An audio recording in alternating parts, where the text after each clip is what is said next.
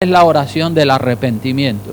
Cuando un pecador se arrepiente y la primera oración que hace es una oración de arrepentimiento sincero, esa oración es la única que Dios oye del pecador, la oración de arrepentimiento. ¿De arrepentimiento de qué? Pues de arrepentimiento del pecado. Y cuando hablamos de pecado, pues nos referimos al orgullo, a la rebeldía, al adulterio, a la fornicación, al robo, a la idolatría y cualquier pecado que la persona tenga, es la única oración que Dios escucha, la oración del arrepentimiento del pecador. Si el pecador se arrepiente, claro que sí, los oídos de Dios están atentos a ese tipo de oración. Pero hay muchos pecadores y personas que son simpatizantes de las cosas de Dios y que son religiosos y oran, pero Dios no los escucha porque Dios no oye al pecador. Hay muchas personas que le oran a Dios, pero viven en pecado y después estas personas se quejan de que Dios no los escucha. Dios no oye al pecador. Esta es una declaración verdadera de un hombre temeroso de Dios que era ciego físicamente, pero Dios lo sanó porque este hombre era temeroso de Dios. Vamos a leer primero que nada el Evangelio según San Juan, capítulo 9, versículo 1 al 41. Vamos a leer el capítulo completo para comprender el contexto y para comprender la persona que pronunció esta frase, que es una frase cardinal, una frase verdadera. Dios no oye al pecador. Entonces vengan por favor conmigo al Evangelio según San Juan, capítulo 9, versículo 1 en adelante, y veamos esta historia. Juan 9, 1 en adelante, dice así la palabra de Dios. Al pasar Jesús vio a un hombre ciego de nacimiento, y le preguntaron sus discípulos diciendo: Rabí, ¿quién pecó, este o sus padres, para que haya nacido ciego? El pensamiento de la gente en aquella época era que si estaba enfermo o si estaba ciego era porque él había pecado o porque habían pecado sus padres. A lo que el Señor les responde, dice: no es que pecó este ni sus padres. Ese no era el caso. Había casos en que sí, que había pecado la persona o que sus padres habían pecado, pero ese no era el caso, dice, porque no todos los casos son iguales. Dice, sino para que las obras de Dios se manifiesten en él. O sea, que la razón por la que ese hombre estaba ciego era para que cuando el Señor pasara por allí, hiciera un milagro, le diera la vista y la gente dijera: uy, pues este que hace milagros no puede ser otro sino el Señor, el Mesías. Sigue diciendo Jesucristo: me es necesario hacer las obras del que me envió, entre tanto que el día dura. La noche viene cuando nadie puede trabajar. Entre tanto que estoy en el mundo, luz soy del mundo. Dicho esto, escupió en tierra e hizo lodo con saliva y untó con el lodo los ojos del ciego.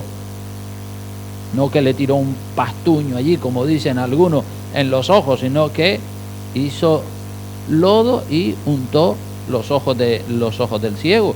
Dice la palabra, verso 7, dice: y le dijo: ve a lavarte en el estanque de Siloé, que traducido es enviado. Fue entonces y se lavó y regresó viendo. Fíjense la obediencia de este hombre, todo lo que le mandó el Señor, él lo hizo. Regresó viendo, dice la palabra. Verso 8, entonces los vecinos y los que antes le habían visto que era ciego decían: ¿no es este el que se sentaba y mendigaba? Unos decían: él es, y otros: a él se parece. Él decía: yo soy ese que mendigaba ahí. Y le dijeron: ¿cómo te fueron abiertos los ojos? Respondió él y dijo: aquel hombre que se llama Jesús hizo lodo, me untó los ojos y me dijo: ve al Siloé y lávate. Y fui y me lavé y recibí la vista. Entonces le dijeron: ¿dónde está él? Él dijo: no sé. Llevaron ante los fariseos al que había sido ciego, y era día de reposo cuando Jesús había hecho el lodo y le había abierto los ojos, es decir, era un sábado en el que no se podía trabajar. Vinieron pues a preguntarle también los fariseos cómo había recibido la vista. Él les dijo: me puso lodo sobre los ojos y me lavé y veo. Entonces algunos de los fariseos decían: este hombre no procede de Dios, porque no guarda el día de reposo. Otros decían: ¿cómo puede un hombre pecador hacer estas señales? Y había disensión entre ellos. Unos decían que sí, otros decían que no, unos decían que Jesucristo era de Dios, otros decían que no podía proceder de Dios porque no estaba respetando el sábado. Había disensión, confusión entre las principales autoridades religiosas. Entonces, verso 17, volvieron a decirle al ciego: ¿qué dices tú del que te abrió los ojos? Y él dijo que es profeta. Pero los judíos no creían que él había sido ciego, no lo creían, y que había recibido la vista, hasta que llamaron a los padres del que había recibido la vista y les preguntaron diciendo: ¿es este vuestro hijo el que vosotros decís que nació ciego? ¿Cómo pues ve ahora? ¿Qué ha pasado aquí? Sus padres, verso 20, le respondieron y les dijeron: sabemos que este es nuestro hijo y que nació ciego, pero cómo vea ahora no lo sabemos, o quién haya abierto los ojos nosotros tampoco lo sabemos. Edad tiene, preguntadle a él hablará por sí mismo. Esto dijeron sus padres porque tenían miedo de los judíos, ¿sí? Por cuanto los judíos ya habían acordado que si alguno confesase que Jesús era el Mesías, fuera expulsado de la sinagoga. O sea que si a alguien se le ocurría decir: no, Jesús es el Mesías, pues usted fuera de la sinagoga, usted no puede estar con nosotros porque usted cree en un impostor, porque los judíos tenían a Jesucristo como un impostor, no lo aceptaban como el Mesías. Y la persona que decía: yo sí lo acepto como el Mesías, ese era expulsado de la sinagoga, de la religión judía. Dice: por eso dijeron sus padres: edad tiene, preguntarle a él. Es decir, los padres estaban medio condicionados. Entonces volvieron a llamar al hombre que había sido ciego y le dijeron: da gloria a Dios, nosotros sabemos que ese hombre es pecador. Entonces él respondió y dijo: si es pecador, no lo sé. Una cosa sé, que habiendo yo sido ciego, ahora veo. Le volvieron a decir: ¿qué te hizo? ¿Cómo te abrió los ojos? Él les respondió: ya os lo he dicho y no habéis querido oír. ¿Por qué lo queréis oír otra vez? ¿Queréis también vosotros haceros sus discípulos? Esto le ofendió a ellos, a los fariseos, y le injuriaron y le dijeron: tú eres su discípulo, pero nosotros discípulos de Moisés somos. ¿Quién te ha creído tú? Nosotros no somos discípulos de Jesús, serás tú, pero nosotros no.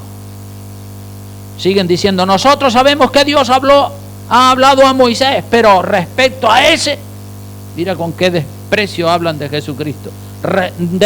Respecto a ese, no sabemos de dónde sea. A ese, refiriéndose a Jesucristo.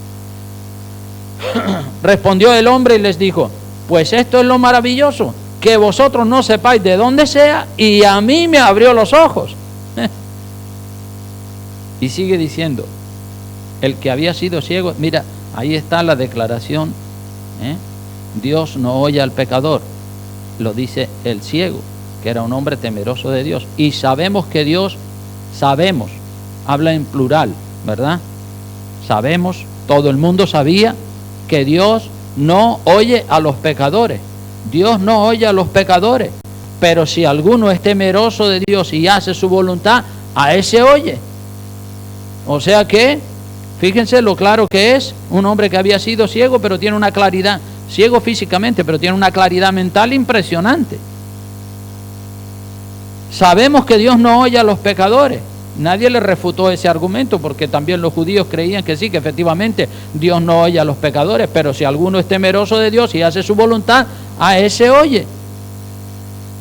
Desde el principio no se ha oído decir que alguno abriese los ojos a uno que nació ciego. Si éste no viniera de Dios, nada podría hacer, evidentemente. Respondieron y le dijeron: tú naciste del todo en pecado y nos enseñas a nosotros. y le expulsaron fuera de la sinagoga. Váyase de aquí. Oyó Jesús que le habían expulsado y hallándole le dijo: ¿crees tú en el Hijo de Dios? Y el que había sido ciego respondió él y dijo: ¿quién es, Señor, para que crea en él? Le dijo Jesús: pues le has visto, y el que habla contigo, él es. Y él dijo: creo, Señor, y le adoró al Hijo de Dios. Y Jesús dijo Jesús: para juicio he venido yo a este mundo, para que los que no ven, vean. El ciego era uno de los que no veía físicamente, pero espiritualmente sí. Para que los que no ven, vean, y los que ven, sean cegados. Es decir, aquellos que presumen de que se la saben todas, esos van a ser cegados, como ratifica el versículo 40 y 41. Entonces algunos de los fariseos que estaban con él, al oír esto, le dijeron: ¿acaso nosotros también somos ciegos? ¿Acaso nosotros somos también ciegos? Le preguntan al Señor: ¿acaso nosotros somos también ciegos? Y mira la respuesta de Jesús a estos fariseos que se la daban de que se las sabían todas. Jesús les respondió: si fuerais ciegos no tendríais pecado, mas ahora, porque decís vemos, vuestro pecado permanece. Es decir, el orgullo de la clase farisea era tan grande que ellos se creían que se las sabían todas y decían: nosotros vemos. Ah, sí, ven. Pues entonces, si ven, tendrían que haber reconocido que Jesucristo era el Hijo de Dios, que era el Mesías. Sin embargo, no lo querían aceptar.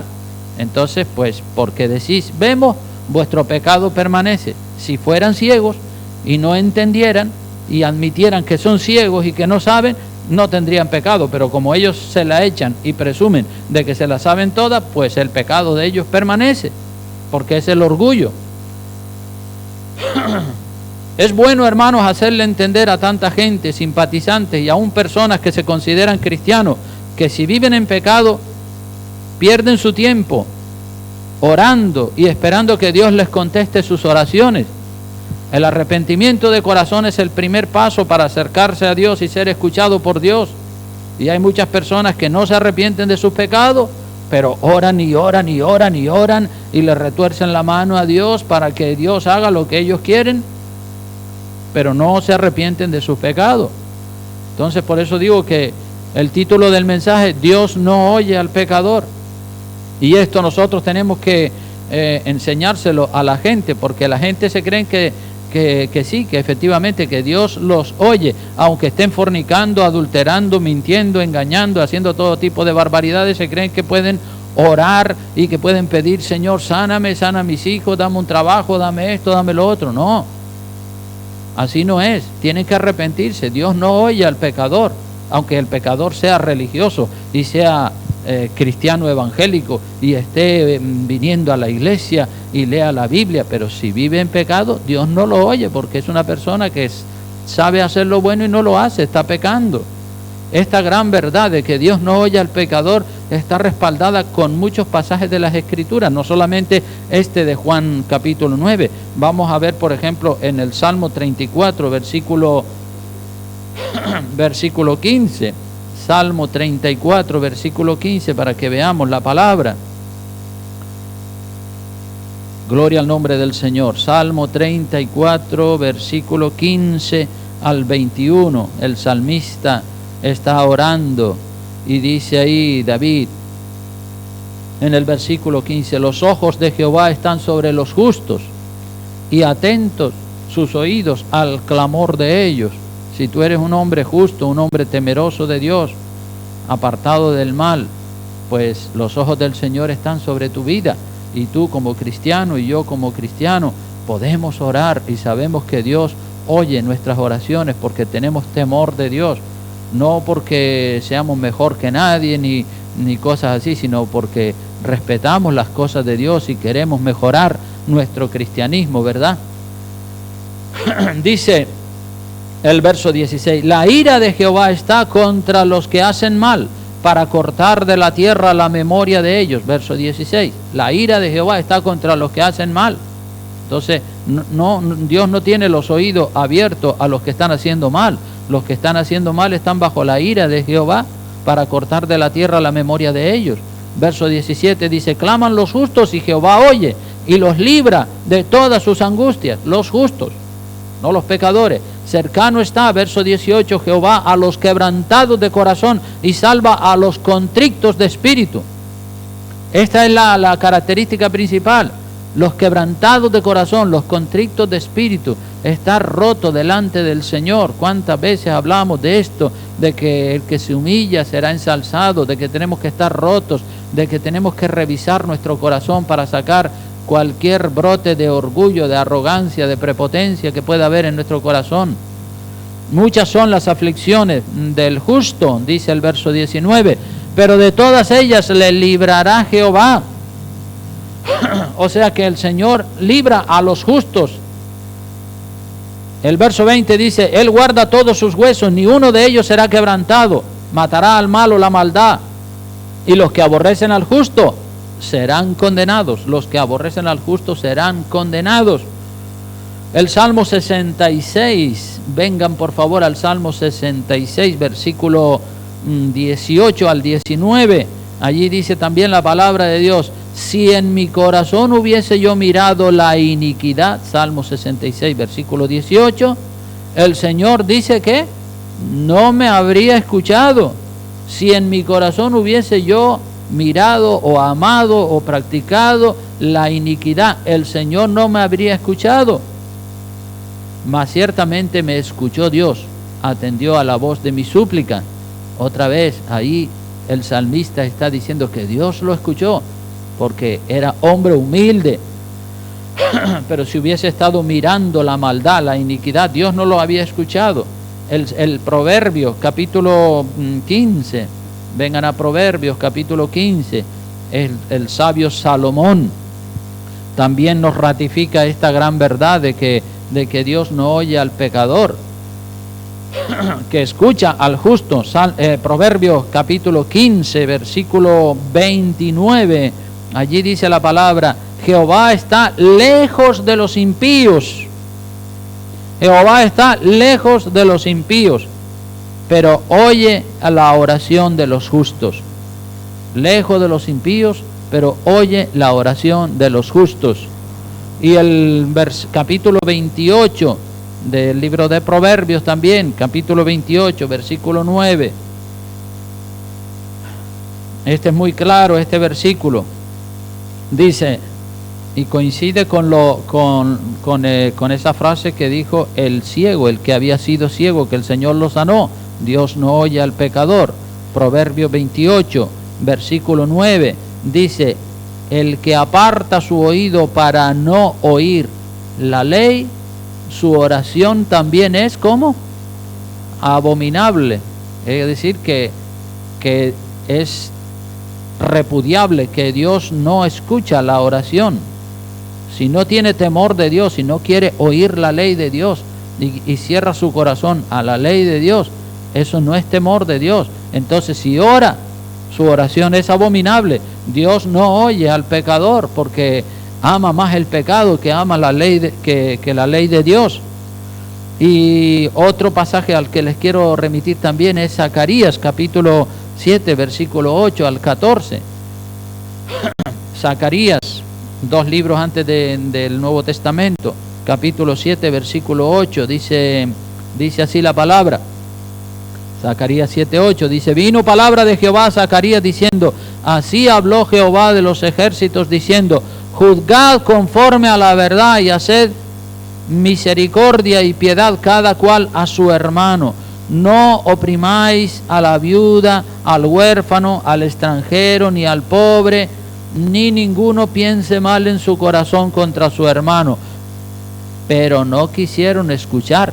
Antes volvieron la espalda y taparon sus oídos para no oír. Y pusieron su corazón como diamante duro para no oír la ley ni las palabras que Jehová de los ejércitos enviaba por su espíritu por medio de los profetas primeros.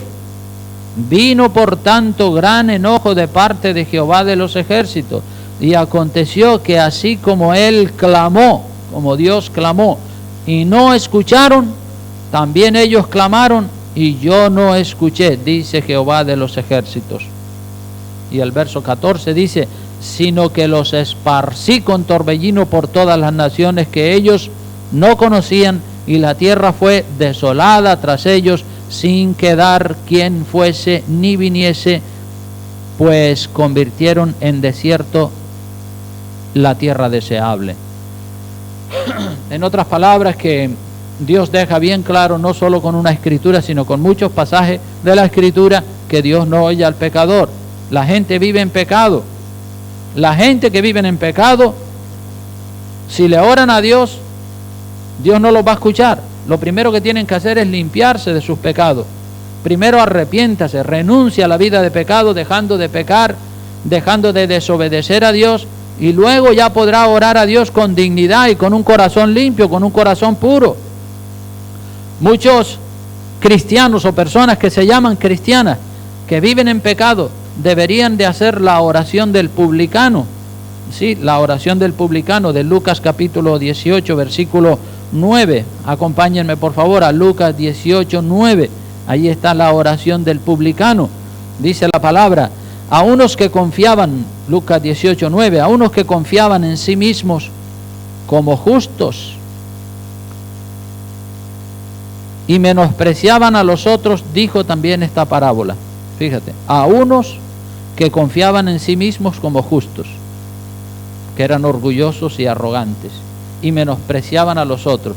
Nunca en nuestro corazón puede haber menosprecio hacia las demás personas.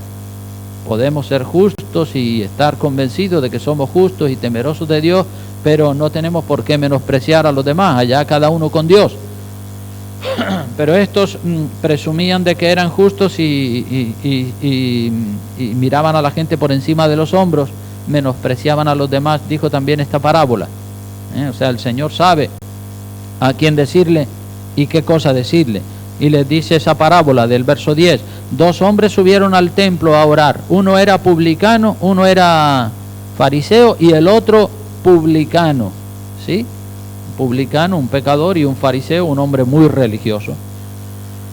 El fariseo, puesto en pie, oraba consigo mismo de esta manera: Dios, te doy gracias porque no soy como los otros hombres, ladrones, injustos, adúlteros, ni aun como este publicano. Ayuno 2 veces a la semana, doy diezmo de todo lo que gano. Así oraba el fariseo, con arrogancia, con orgullo, con prepotencia. Lo que hacía lo proclamaba y se jactaba de lo que hacía. El orgullo es lo que tenía. Más el publicano, verso 13, dice: más el publicano, hoy estando lejos, en la parte de atrás del templo, no quería ni aún alzar los ojos al cielo, sino que se golpeaba el pecho diciendo: Dios, sé propicio a mí, pecador. El publicano estaba diciendo: Señor, no soy digno, no merezco de ti nada, Señor. Yo la verdad que soy malo, bien malo. Reconozco mi maldad. Está arrepintiéndose, está reconociendo su maldad, la está confesando. No tiene ese orgullo que tenía el otro, que presumía de las cosas que hacía. No es que las cosas que hacía estaban mal, no es que dar los diezmos y ayunar y todo eso estaba mal. No, eso estaba bien, pero él no podía presumir o no podía jactarse de esas cosas que estaba haciendo. Eso lo tenía que hacer para la gloria de Dios y no presumir de las cosas buenas que estaba haciendo. Y al verso 14 el Señor hace una declaración, dice: os digo que éste descendió a su casa justificado, es decir, el publicano descendió justificado antes que el otro. Porque cualquiera que se enaltece será humillado, y el que se humilla será enaltecido. O sea, la humildad es lo principal que una persona puede tener. El fariseo tenía buenas obras, oraba, ayunaba, daba sus diezmos, pero era un arrogante, un orgulloso. Y es verdad que hay que hacer buenas obras, además de ser humilde, hay que hacer buenas obras. Y al fariseo lo que le faltaba era la humildad. Tenía buenas obras, pero le faltaba la humildad. El publicano era más pecador que el fariseo, pero se humilló, se arrepintió de todos sus pecados y Dios oyó su oración, lo perdonó y lo justificó. Mientras que el fariseo no fue perdonado ni justificado porque tenía mucho orgullo en su corazón. El orgullo es tan sutil que se mete de una manera tan fácil en el corazón si uno no se da cuenta. El fariseo representa a muchos que son cristianos pero que son orgullosos, porque hay cristianos orgullosos que no se humillan ni que los maten, ni le dicen la verdad, pero no, tienen obstinación en su corazón y no aceptan la verdad. Jesucristo subió a Jerusalén a la fiesta de los tabernáculos en una ocasión. Y Jesucristo, cuando subió a esa fiesta, ofreció la llenura del Espíritu Santo a todos los que creyesen en Él. Pero la gente confunden la palabra creer, y piensan que creer significa creer que Jesucristo existió hace 2000 años. Pero creer, la palabra creer, vamos a ver Juan 7, versículo 37, para que veamos este relato del que les estoy contando. Juan 7, 37 al 39, para explicar lo que es la palabra creer. Juan 7, 37 al 39, dice así la palabra de Dios. El último y gran día de la fiesta, Jesús se puso en pie. Esta era la fiesta de los tabernáculos, una fiesta muy famosa que se celebraba en Jerusalén. Y dice que el Señor se puso en pie y alzó la voz diciendo: si alguno tiene sed, venga a mí y beba. El que cree en mí, como dice la Escritura, de su interior correrán ríos de agua viva. Y eso el Señor lo dijo a gritos, a voces, porque estaba en medio de una multitud. Si alguno tiene sed, venga a mí y beba. El que cree en mí, como dice la Escritura, de su interior correrán ríos de agua viva. Y el verso 39 explica lo que quería decir con esa frase. Dice: esto dijo del Espíritu que habían de recibir los que creyesen en Él, pues aún no había venido el Espíritu Santo, porque Jesús no había sido aún glorificado. Es decir, el Espíritu Santo, ustedes saben que en el Viejo Testamento, y Jesucristo está predicando, Jesucristo es el que divide el Viejo Testamento del Nuevo Testamento, el que parte la historia en dos, pero todavía cuando Jesucristo sube a esta fiesta de Jerusalén y hace esta declaración, el Espíritu Santo no había venido. El Espíritu Santo vino un tiempito más tarde, en el día de Pentecostés, cuando ya Jesucristo había muerto en la cruz y había resucitado y había ascendido a los cielos y había enviado el Espíritu Santo. Entonces, aquí vemos que se puede creer en Jesucristo sin haber recibido el Espíritu Santo. El diablo cree en Jesucristo, pero no le sirve ni le adora. El diablo cree en Jesucristo. Muchas personas creen que Jesucristo existió, pero no le sirven ni le adoran. ¿De qué le sirve que crean que Jesucristo existió y que existe si no le sirven y no le adoran? Como digo, el diablo también cree en Jesucristo, pero el diablo no le sirve ni le adora al Señor. Es más, el diablo le ofreció a Jesucristo que le daría todos los reinos del mundo si Jesucristo postrado le adoraba a él. O sea, fíjense el cara dura del diablo como es. Entonces, creer, como dice la Escritura, ese versículo: si alguno tiene sed, venga a mí y beba. El que cree en mí, verso 38, el que cree en mí, como dice la Escritura. Ahí hay una lección importante. Creer como dice la Escritura, no como a ti te parezca o como a mí me parezca, sino como dice la Escritura. Creer en Jesucristo como o de la manera que dice la Escritura es aceptar sus enseñanzas y vivir una vida de santidad total. Eso es creer en Jesucristo, estar dispuesto, dejarse tratar por el Espíritu Santo. Algunos creen en Jesucristo a la manera en que otros viven el Evangelio, pero nosotros tenemos que creer en Jesucristo como dice la Escritura, no como se nos ocurra a nosotros. No es creer a la manera en que otros viven, es creer como o a la manera en que dice la Escritura. Ahí está una lección muy grande. Solo viviendo un cristianismo a la manera que dice la Escritura es que podemos ser llenos del Espíritu Santo y tener comunión con Dios. Pero si creemos de otra manera, entonces mal van las cosas. Tenemos que creer como dice la Escritura, a la manera en que dice la Escritura. Jesucristo es la verdad, mi palabra es la verdad, dijo Él. El que sigue la verdad es lleno del Espíritu Santo. Creer en Jesucristo, como dice la Escritura, es dejarse tratar por Dios, dejarse tratar por el Espíritu Santo y dejarse tratar por la palabra. Hoy en día hay tantas mentiras disfrazadas de verdad y preparadas para hacerle creer, para hacer caer en la trampa a los ingenuos. Es impresionante. Hay mucha ingenuidad en muchos cristianos y en muchas cristianas. Y muchas veces la gente, esos que dicen que son cristianos, en lugar de ir buscando la verdad, van buscando la mentira, porque la mentira es dulce, la mentira es agradable, la mentira es atractiva al principio, pero después al final es amarga como la hiel. Y nosotros tenemos que echar raíces en la verdad, en la sana doctrina. No es fácil, pero es imprescindible para tener una verdadera comunión con Dios.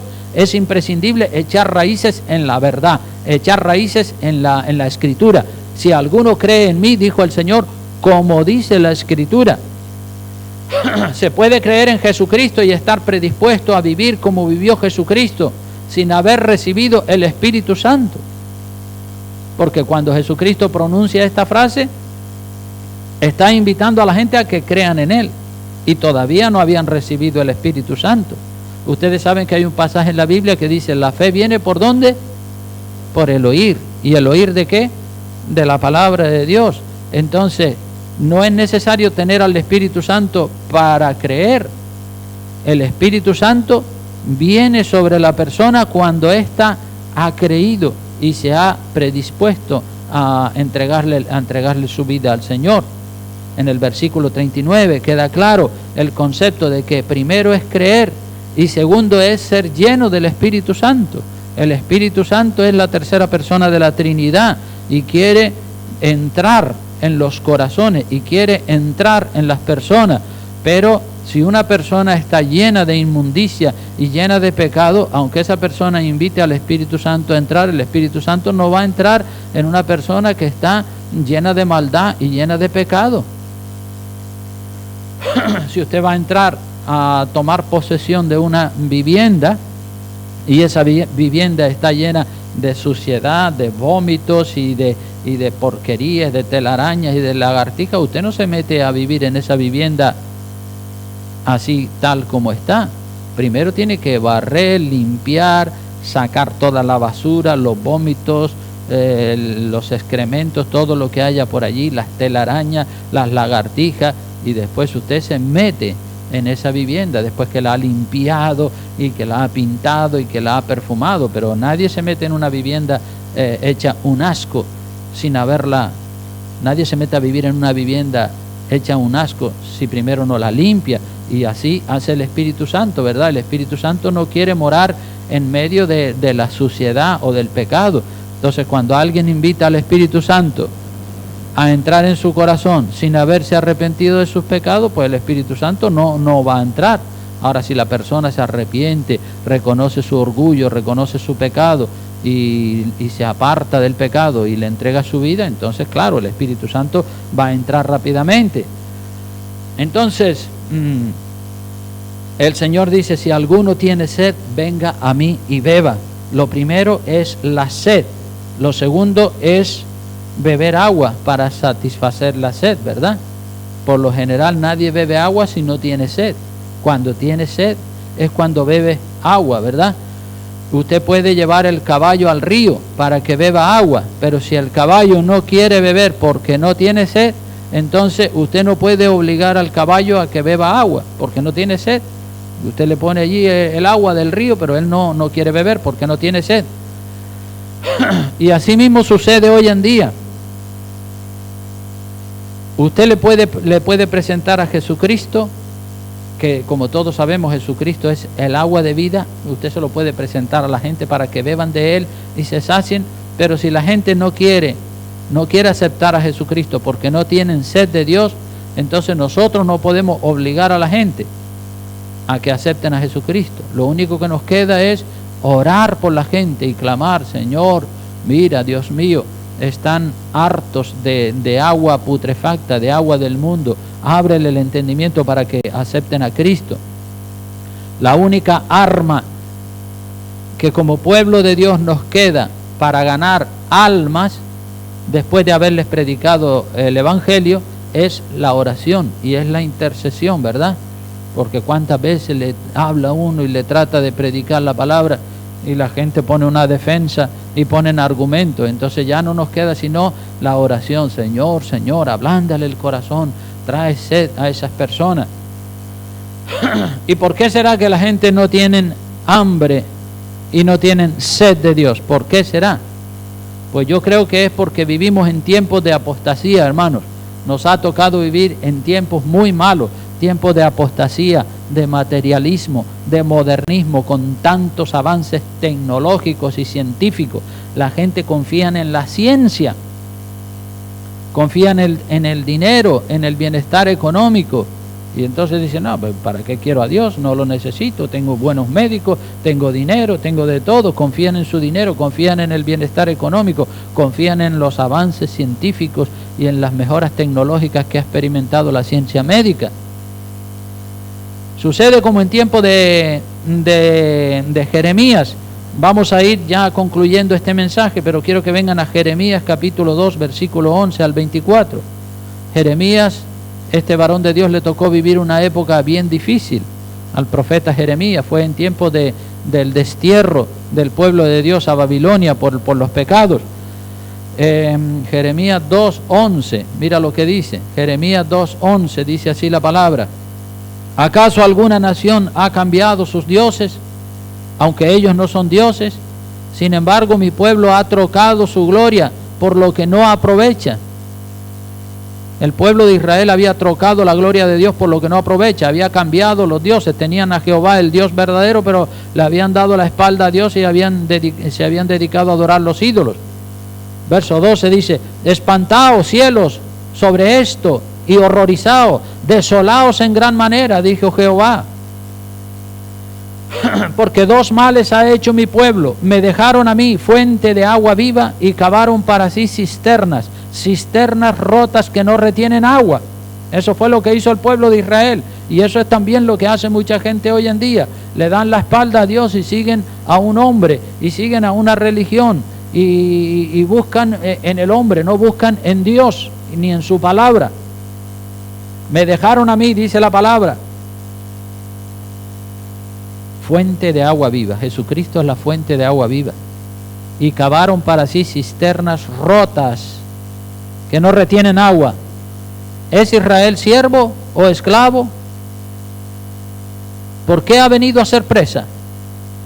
Los cachorros del león rugieron contra él, alzaron su voz y asolaron su tierra. Quemadas están sus ciudades, sin morador. Así estaba, como está la sociedad hoy en día, asolada. Verso 16: aún los hijos de Memphis y de Tafnes, que eran ciudades de Egipto, te quebrantaron la coronilla. ¿No te acarreó esto el haber dejado a Jehová tu Dios cuando te conducía por el desierto? Ahora pues, ¿qué tienes tú en el camino de Egipto para que bebas agua del Nilo? ¿O qué tienes en el camino de Asiria para que bebas agua del Éufrates? ¿Qué haces en el mundo, en la carne? Ten cuidado. Tu maldad te castigará y tus rebeldías te condenarán. Sabe pues y ve cuán malo y amargo es el haber dejado a Jehová tu Dios y faltar mi temor en ti, dice el Señor Jehová de los ejércitos. El pueblo perdió el temor de Dios, el respeto por las cosas de Dios. Porque verso 20 dice: porque desde muy atrás rompiste tu yugo y tus ataduras y dijiste: no serviré. Con todo eso, sobre todo collado alto, y debajo de todo árbol frondoso te echabas como ramera. Te planté de vid escogida, simiente verdadera toda ella. ¿Cómo pues te me has vuelto sarmiento y vid extraña? aunque te laves con lejía y amontones jabón sobre ti, la mancha de tu pecado permanecerá aún delante de mí, dijo Jehová el Señor. O sea que, aunque hagas muchos ritos religiosos y aunque hagas declaraciones y proclamas, si estás en pecado, lo que tienes que hacer es reconocer el pecado, porque de otra manera no hay limpieza. La sangre de Jesucristo nos limpia de todo pecado, y lo que Dios quiere fundamentalmente es eso, un reconocimiento del pecado. Verso 23 dice: ¿cómo puedes decir no soy inmunda? Nunca anduve tras los Baales. Mira tu proceder en el valle, reconoce lo que has hecho, dromedaria ligera que tuerce su camino, asna montesa acostumbrada al desierto, que en su ardor olfatea el viento de su lujuria. ¿Quién la detendrá? Todos los que la buscaren no se fatigarán, porque en el tiempo de su celo la hallarán. Y sigue hablando el profeta Jeremías. Jeremías escribió también Lamentaciones. Lamentaciones es un libro que tiene mucha enseñanza, porque es el profeta lamentándose por la condición de pecado, por la condición de inmoralidad que había en el pueblo de Dios. Entonces, hermano, el Espíritu Santo convence al mundo de pecado, y debemos por lo tanto, aquellos que somos temerosos de Dios, nosotros que somos temerosos de Dios, debemos de orar mucho, interceder por los pecadores que todavía no han conocido al Señor. También oramos por los que son cristianos pero viven en pecado, para que beban del agua viva, que Jesucristo es la fuente de agua viva. Enseñemos todos estos principios cardinales para que la gente pueda alcanzar las bendiciones de Dios, porque de otra manera pelearán tratando de alcanzar las bendiciones de Dios, pero no las alcanzan porque están en pecado o porque están en un espíritu de mentira. Entonces, Dios no oye al pecador. Lo que el pecador tiene que hacer para que Dios lo oiga no es orar más, interceder más, gritar más, patalear o lo que sea. Lo que tiene que hacer es arrepentirse de su pecado. Y una vez que se arrepiente de su pecado, le ora al Señor una oración pequeñita, muy sencilla, y enseguida Dios lo bendice, porque esa persona está entrando por la puerta estrecha. Y la persona que no quiere aceptar estos principios, que son principios verdaderos, hermanos, la persona que no acepta estos principios porque le parecen cuesta arriba, le parecen difíciles, mire, esas personas les viene un espíritu de mentira. Un espíritu de mentira. Yo quiero que vengan conmigo ya al último pasaje, que es 2 de Tesalonicenses capítulo 2, versículo 7 al 12. Con este ya termino. Este versículo ustedes también lo conocen, pero nunca está de más compartirlo. 2 de Tesalonicenses 2 del 7 al 12 dice: porque ya está en acción el misterio de la iniquidad. Ya está en acción en aquella época, y hoy en día mucho más todavía. Ya está en acción el misterio de la iniquidad, el misterio del diablo. Dice: solo que hay quien al presente lo detiene. La iglesia está frenando el misterio de la iniquidad. Solo que hay quien al presente lo detiene hasta que él a su vez sea quitado de en medio. El Espíritu Santo también está ahora mismo ministrando en la tierra, y el Espíritu Santo también detiene ese misterio de la iniquidad. Cuando el Espíritu Santo sea quitado, entonces sí que vendrán problemas. Dice: y entonces se manifestará aquel inicuo, hablando del diablo y sus huestes, a quien el Señor matará con el espíritu de su boca y destruirá con el resplandor de su venida, cuyo inicuo, cuyo advenimiento o cuya venida o llegada es por obra de Satanás, con gran poder y señales y prodigios mentirosos. El diablo viene con señales, con prodigios mentirosos, y con todo engaño, versículo 10, de iniquidad, con todo engaño de iniquidad.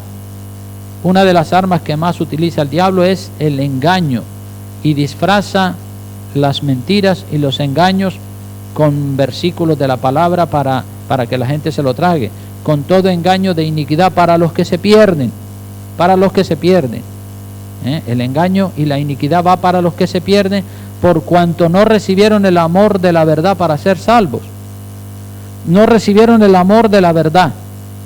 Tenemos que tener mucho amor por la verdad y tenemos que perseguir la verdad y tener la verdad, el 100% de la verdad. Y cuando la tenemos decimos, pues esto lo voy a retener y lo voy a conservar todos los días de mi vida porque es la verdad. Dice el verso 11, por esto se les envía un poder engañoso para que crean la mentira.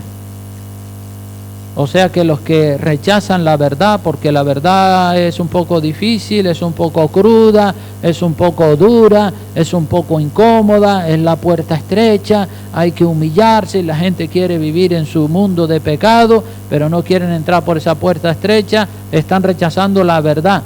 Por eso, dice el verso 11, se les envía un poder engañoso para que crean la mentira, a fin de que sean condenados todos aquellos, verso 12,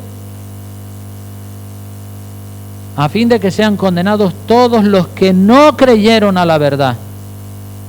Oyeron la verdad, pero no la creyeron, sino que se complacieron en la mentira. Complázcase, hermano, en la verdad. Alégrese de tener la verdad y diga, ¡guau! Soy rico espiritualmente porque tengo la verdad. No presuma de tener la verdad, pero ni se enorgullezca de tenerla, pero sienta satisfacción noble y humilde, decir, bueno, gracias Señor, me has ayudado, me has hecho entender cosas que yo no entendía, pero ahora tengo la verdad y no la voy a cambiar por nada del mundo, y aunque la verdad sea dura, aunque la verdad sea dolorosa, y aunque la verdad vaya contra mi orgullo, contra mi amor propio y contra ese ego que solemos tener todos los humanos, yo voy a mantener la verdad por encima de lo que sea, porque es que si no lo hago, la palabra deja bien claro que el que no cree la verdad se le envía un espíritu de mentira para que crea la mentira, porque tuvo la oportunidad de conocer la verdad, pero no le gustó la verdad. A mí me gusta la verdad. ¿A cuánto le gusta la verdad? Amén, ¿verdad? Vamos a seguir la verdad y vamos a ser estudiantes, investigadores, siempre analizando, siempre escudriñando, porque hay tantas cosas que tienen apariencia de que son verdaderas, pero no lo son, hermano. Y por eso uno tiene que estar orando cada día, Señor, yo quiero la verdad, y tiene uno que estar predispuesto a seguir la verdad. Vamos a inclinar el rostro, vamos a orarle al Señor, que Él nos bendiga en esta Santa Cena que vamos a tomar hoy. Amado Padre, Señor de los cielos, te damos gracias de todo corazón porque tú nos estás bendiciendo, Dios mío, porque tú nos estás ayudando. Hoy queremos, Señor, decirte que queremos seguir la verdad y que queremos tener